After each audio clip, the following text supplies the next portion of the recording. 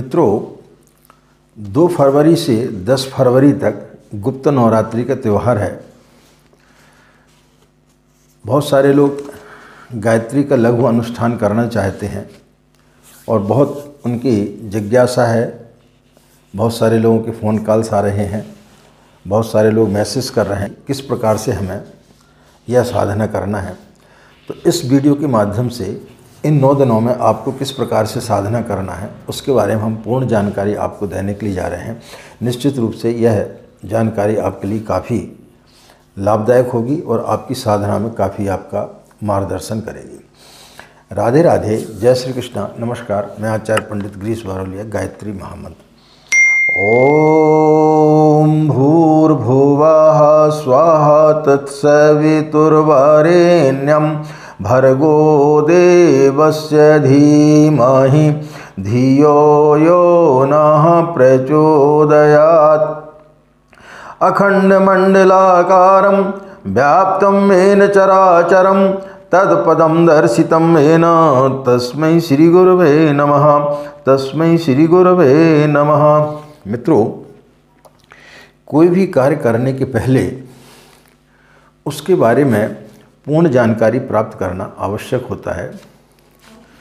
यदि आप गायत्री का लघु अनुष्ठान करना चाहते हैं इस गुप्त नवरात्रि में, तो पहले अपनी मानसिकता तैयार कर लें कि आपको 9 दिन आप इस अनुष्ठान को करने में सक्षम हैं या नहीं हैं।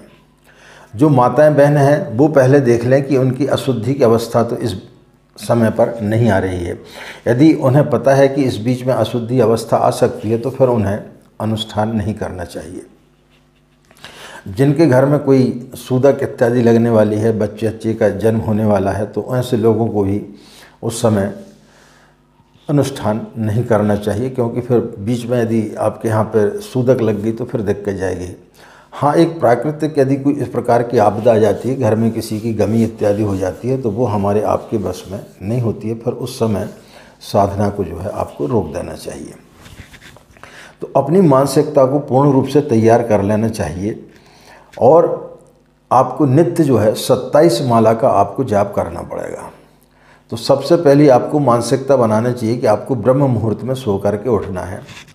तो इन 27 माला का आपको जाप एक ही सिटिंग में आप कर सकते हैं, यानी एक ही बार बैठ करके कर सकते हैं, या आप 2 भागों में कर सकते हैं या 3 भागों में आप कर सकते हैं।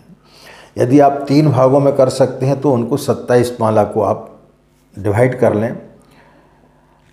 ज़्यादा से ज़्यादा आप सुबह करें, इसके पश्चात में दोपहर को 12 बजे, और बाकी की जो माला शेष माला रह जाती हैं वो सायंकाल सूर्यास्त के पहले प्रारंभ करें और सूर्यास्त के आधा घंटे बाद उसको समाप्त कर दें। तो इनको 3 भागों में विभक्त कर सकते, 2 भागों में भी आप विभक्त कर सकते, प्रातःकाल और संध्या काल में। तो ये 2 भागों में भी आप विभक्त कर सकते हैं। तो इसका पहले आप चयन कर लें। इसके बाद में समय आप निर्धारित कर लें। समय में 9 दिन में जो है आपका समय इधर उधर नहीं होना चाहिए। यदि आपने पहले दिन जो है यदि 4:30 बजे से आपने साधना प्रारंभ की या 5 बजे से प्रारंभ की, तो फिर नित्य जो है उसी समय पर आपकी साधना होना चाहिए। सुबह यदि आप 15 माला का जाप कर रहे हैं, सायंकालीन आप बाकी की माला का जाप कर रहे हैं, तो फिर उसी क्रम में आपको पूरे 9 दिन तक करना चाहिए। उनमें आपको बदलाव नहीं करना चाहिए। तो इसकी चीज़ को आपको पूर्ण रूप से ध्यान रखना चाहिए। ब्रह्मचर्य का पालन इसमें अनिवार्य होता है। ब्रह्मचर्य का पालन आपको करना चाहिए। 9 दिनों तक जो है या तो आप भूमि में शयन करें या फिर किसी पाटे वाले बिस्तर पर आप सोएं। गद्दादार आदि बिस्तर पर आपको नहीं सोना चाहिए। यदि आप चाहें तो दाढ़ी बढ़ा सकते हैं या फिर स्वयं अपने हाथ से शेविंग करें, बाहर ना करवाएं। बेल्ट इत्यादि आप चमड़े से बनी हुई किसी चीज़ का आप जो है उपयोग ना करें उस समय। जूते इत्यादि यदि चमड़े के हैं तो उन्हें ना पहने। बेल्ट इत्यादि यदि आपके चमड़े के हैं तो उन्हें नहीं पहनना चाहिए। यदि आपका पर्स चमड़े का है तो उसे आपको अपने जेब में नहीं रखना चाहिए। ये सावधानियां आपको पहले से रखना चाहिए। इन सब चीज़ों के बारे में आपको पहले से मानसिकता अपनी तैयार कर लेना चाहिए। उपवास आपको किस तरीके से करना। 9 दिन आप एक ही टाइम खाना खाना चाहते हैं या दोनों टाइम में आप एक कोई भी अनाज तय कर लें कि हमको सिर्फ जो है रोटी सब्जी खाना है, जो भी आपकी खुराक है उसको एक तय कर लें कि दोपहर को कितनी और शाम को कितनी। या आप फलाहार करना चाहते तो किस चीज़ से आप जो है फलाहार करना चाहते हैं। तो ये सारी चीज़ें पहले आपको तय कर लेना चाहिए, बीच बीच में आपको इधर उधर 9 दिन में नहीं करना चाहिए। तो अपने उपवास आपको किस तरीके से करना है इसका आप पूर्ण रूप से पहले से निर्धारित कर लें। जब ये सारी चीज़ें आपकी निर्धारित हो जाएं तो अपनी पूजा स्थली को एकदम साफ़ सुथरा आपको कर लेना चाहिए एक दिन पूर्व। उसके पश्चात में 2 तारीख को सुबह आपको ब्रह्म मुहूर्त में सो कर के उठना है और सो कर उठने के पश्चात में अपनी पूजा स्थली पर बैठ जाएं। पीले कोरे वस्त्र आप धारण कर लें। स्नान करना अति आवश्यक है, बगैर स्नान किए साधना नहीं की जाती है। तो पूर्व मुख होकर के आपको बैठना है। यदि आपकी पूजा स्थली यदि पूर्व मुख की तरफ नहीं है तो कोई दिक्कत नहीं, जिस तरफ है उस तरफ आप बैठ जाएं। इन सब भ्रांतियों में आप ना पड़ें। जैसी आपकी पूजा स्थली है वैसी आप उसमें जो है बैठ जाएं। पीले वस्त्र यदि नहीं है तो दुपट्टे इत्यादि आप पीला ओढ़ लें और हल्के वस्त्र पहने, कोई ऐसे वस्त्र ना पहने जिसको बैठने में आपको तकलीफ़ हो। उसके पश्चात में एक सुपारी ले लें, अक्षत पुष्प ले लें और यदि आपको संकल्प का मंत्र आता है तो संकल्प का मंत्र पढ़ लें या फिर जो है आंख बंद करके परम पूज्य गुरुदेव, परम वंदनीय माता जी और माँ गायत्री का ध्यान करते हुए और अपना संकल्प ले लें कि हम 9 दिन का जो है अनुष्ठान इस तरीके से करना चाह रहे हैं और उसके पश्चात उस सुपारी को जो है अपनी पूजा स्थली पर रख दें। इसके बाद में षटकर्म कर लें। यदि आपको मंत्र आते हैं तो पवित्रीकरण का मंत्र बोलें, पवित्रीकरण कर लें, 3 बार जल से आचमन कर लें, शिखा बंधन कर लें, न्यास कर लें, पृथ्वी की पूजन कर लें और कलश और दीपक की पूजन कर लें। कलश आपको नित्य रखना है, आपको जो है घट स्थापना नहीं करना चाहिए क्योंकि 9 दिन तक आपको उसको देखभाल करना पड़ेगा और आपको इस बीच में जो है प्रतिदिन आपको दीपक जलाना चाहिए। जितनी देर तक आप पूजा करते उतनी देर तक आपका दीपक जलना चाहिए। अखंड दीपक ना जलाएं। अखंड दीपक जलाने से क्या होगा कि पूरा ध्यान आपका सिर्फ उसी की देखभाल में लग जाएगा, तो फिर आपकी साधना में आपको थोड़ी सी दिक्कत जाएगी। तो ये इस प्रकार से आपको करना चाहिए। नित्य कलश रखना चाहिए। पूजा समाप्ति के बाद में उस कलश का जल जो है सूर्य को अर्घ दे देना चाहिए। तो कलश का पूजन कर लें, दीपक का पूजन कर लें। इसके बाद में गुरु का आह्वान कर लें, माँ गायत्री का आह्वान कर लें, गौरी गणेश का आह्वान कर लें और यदि मंत्र नहीं आते हैं तो अपने भावना से उनके लिए जो है प्रार्थना करें कि आप हमारी पूजा स्थली पर आकर के विराजमान हो जाएं। उसके पश्चात में सफ़ेद चंदन या तुलसी की माला से फिर आप जो है जाप प्रारंभ कर दें।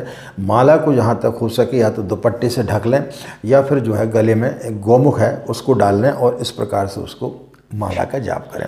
जब आपका माला पूरी हो जाती है तो उसका जो सुमेरु है उसका आपको उल्लंघन नहीं करना चाहिए, उसको ऐसे पलटा करके और फिर से उसका जाप प्रारंभ आपको करना चाहिए। तो इस प्रकार से आपको जो है नित्य जो है पूजन करना चाहिए। धूप इत्यादि आप जला लें। यदि आपको सुगंधी और चीज़ चाहिए तो आप धूप इत्यादि जला सकते हैं। अगरबत्ती का जो है प्रयोग नहीं करना चाहिए। अगरबत्ती हिंदुओं को नहीं जलाना चाहिए, उसकी जगह आप धूप इत्यादि जला सकते हैं। जब आपकी मंत्र समाप्त हो जाए, जब आपकी माला पूरी हो जाए, उसके पश्चात में जो है आप अपने थोड़ा सा जल जो है अपने आसन के नीचे डाल दें और उसके पश्चात जो है उनको विसर्जन कर दें। विसर्जन का मंत्र आता है तो ठीक है, अन्यथा जो है भगवान से प्रार्थना करें कि आप जहाँ से आए हैं वहाँ पर जाएं।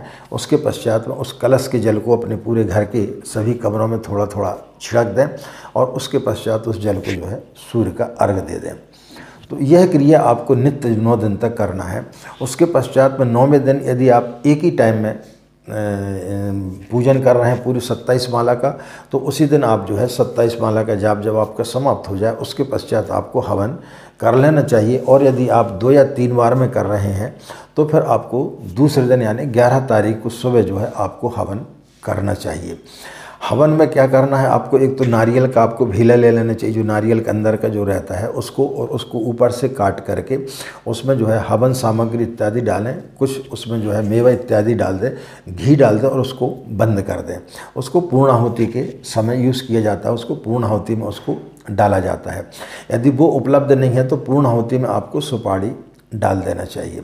अब यदि आपको कर्मकांड इत्यादि आते तो ठीक है, अन्यथा इत्यादि ईंटों का बना लें आप, और यदि आपके पास तो पहले से हवन कुंड लोहे का बना बनाया आता है वो है तो ठीक है, अन्यथा ईंटों का बना सकते हो और बीच में आप रेत इत्यादि डाल दें और पहले से आप जो है एक दिन पूर्व जो है आप उसकी पूर्ण रूप से तैयारी कर लें।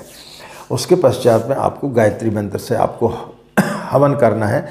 हवन पद्धति करके एक छोटी सी किताब आती है, तो आपके आसपास कोई गायत्री शक्ति पीठ हो तो वहाँ से आप पुस्तक खरीद लें और उसके आधार पर आप जो है हवन कर लें। हमने एक वीडियो डाला हुआ है हवन का, तो उसको भी आप सर्च कर सकते हैं हमारे चैनल में, आचार्य पंडित गिरीश वारोलिया के नाम से आप सर्च करेंगे तो उसमें आपको मिल जाएगा। प्लेलिस्ट में जाएंगे तो गायत्री साधना करके प्लेलिस्ट में आप देखेंगे तो उसमें हवन वाला वीडियो आपको मिल जाएगा, तो आप उसको सुन लें और उस आधार पे आप हवन कर लें। 108 आहुति आपको देना चाहिए। यदि आपके घर के मेंबर भी लोग बैठे हुए हैं तो फिर उनके साथ में आप कम आहुतियाँ भी दे सकते हो, 48, 54 इत्यादि आप आहुति या 24 आहुति भी आप दे सकते हो, यानी 108 से ज़्यादा आहुतियाँ आपकी हो जाना चाहिए। उसके पश्चात में आप पूर्णाहुति करें। पूर्णाहुति के पश्चात में आप जो है क्षमा प्रार्थना करें, विसर्जन करें और फिर उसके पश्चात आपको जो है अपना उपवास इत्यादि आपको तोड़ना चाहिए। और उपवास तोड़ने के बाद में यदि आप 9 दिन तक जो है सिर्फ फलाहार पर रह रहे हैं तो फिर 9वें दिन 10वें दिन जब आप 9वें दिन पूर्णाहुति करने के बाद में, या आप 11 तारीख को यानी 10वें दिन पूर्णाहुति कर रहे हैं तो उसके बाद में आपको हल्का भोजन लेना चाहिए। एकदम से ज़्यादा गरिष्ठ भोजन नहीं करना चाहिए। 1-2 दिन तक आपको थोड़ा थोड़ा भोजन करना चाहिए। उसके पश्चात फिर आपको जैसा आप रूटीन में अपना भोजन करते वैसा आपको भोजन करना चाहिए। तो इस प्रकार से आपको करना चाहिए। जो लोग विदेश में रहते हैं उनके साथ में समस्या होती है कि उनको बहुत सारी सामग्रियाँ मिल नहीं पाती हैं, तो उनको क्या काम करना चाहिए, दीप यज्ञ कर लेना चाहिए। दीप यज्ञ कैसा करना है कि आप अपनी प्लेट में 5, 7 या 11 दीपक जला लें घी के, और 2 कटोरी रख लें बड़ी बड़ी। एक कटोरी में जल भर लें और एक कटोरी आप खाली रख लें, यानी कटोरा टाइप का जो बड़ा है जिसमें आप जल भर लें और दूसरा कटोरा आप खाली रखें। और उसके पश्चात में 5, 7 या 11 आप दीपक जला लें और उसके पश्चात में जिसमें जल भरा हुआ है उसमें एक ऐसे चम्मच डुबाएं और उस चम्मच में जल लेकर के दूसरे जो कटोरा है, दूसरा जो पात्र है उसमें डालना है। लेकिन गायत्री मंत्र बोलते हुए जिस प्रकार से कि अपन आहुति देते हैं वैसे उसमें आहुति देना है।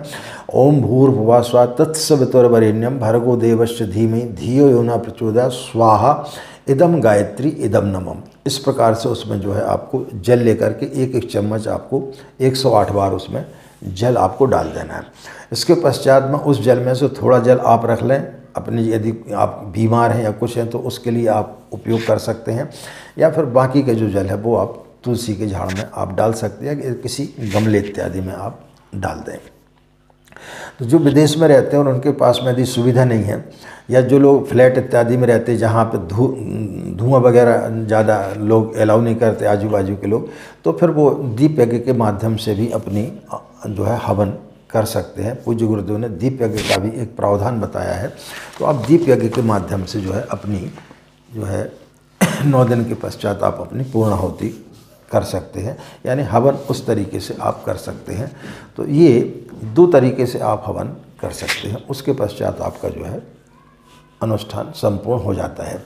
अब इस बीच में यदि किसी प्रकार का कोई भी व्यवधान आ जाता है, 1 आध दिन के लिए आप कहीं बाहर चले जाते हैं, तो फिर दूसरे दिन जो है आपको ज़्यादा माला का जाप करना चाहिए और 1 माला प्रायश्चित स्वरूप जो है आपको एक्स्ट्रा माला का जाप कर लेना चाहिए। अब इस बीच में यदि गमी इत्यादि हो जाती है तो उसमें किसी प्रकार का कोई भी मन में क्षोभ नहीं करना चाहिए, उसको वहीं पर आपको जो है रोक देना चाहिए और फिर आप मानसिक जाप इत्यादि आप कर सकते हैं, लेकिन साधना फिर आपको उस समय रोक देना चाहिए। उसमें किसी प्रकार का कोई भी पाप इत्यादि नहीं लगता है, किसी प्रकार का भय इत्यादि उसमें नहीं करना चाहिए। अपनी मानसिकता बना करके करेंगे तो निश्चित रूप से आपकी साधना सफल होगी। तो इसमें 2-3 चीज़ों का आप ध्यान रखें, समय का निर्धारण और जप की संख्या का निर्धारण, और उसके पश्चात में कुछ समय आप जो है मौन रहना चाहिए। प्रतिदिन आपको आधा घंटे, 1 घंटे, 2 घंटे आप मौन रहें, और सत साहित्य का, अच्छे साहित्यों का आपको अध्ययन करना चाहिए। दूषित चीज़ें इत्यादि आपको उस समय नहीं देखना चाहिए। दूषित फिल्में इत्यादि जो रहती वो आपको नहीं देखना चाहिए। तो इस समय यदि आप ये सब चीज़ें करेंगे, मांस मदिरा का बिल्कुल भी सेवन नहीं करना चाहिए। ड्रिंक इत्यादि कोई लोग करते तो उन्हें साधना इस समय नहीं करना चाहिए, और यदि वो करते हैं तो इस बीच में उनको ये सब चीज़ों का परित्याग करना चाहिए। लहसुन प्याज इत्यादि का आपको उपयोग नहीं करना चाहिए। तो यदि इस प्रकार से यदि आप साधना करेंगे, इन चीज़ों का यदि आप ध्यान रखेंगे तो निश्चित रूप से आपकी साधना सफल होगी। जब हम कोई ना कोई त्रुटि करते हैं इसलिए हमारी साधना सफल नहीं हो पाती है। तो इन सब चीज़ों का आपको साधना काल में ध्यान रखना चाहिए। आशा है बहुत सारी समस्याओं का समाधान आपको मिल गया होगा, और इस वीडियो के यदि आप सुनेंगे तो आपकी समस्त समस्याओं का समाधान आपको मिल जाएगा। तो इस आधार पर हम उम्मीद करते हैं कि आप साधना करेंगे तो निश्चित रूप से पूज्य गुरुदेव माँ गायत्री का आशीर्वाद आपके लिए निश्चित रूप से मिलेगा। इन्हीं कामनाओं के साथ मित्रों कि आपका दिन मंगलमय हो, आप लोग खुश रहें, मस्त रहें। माँ गायत्री की असीम कृपा इसी प्रकार आप लोगों पर बनी रहे। आप सभी के अंदर बैठे परमात्मा को हमारा प्रणाम, हमें आज्ञा दें। नमस्कार, ओम शांति।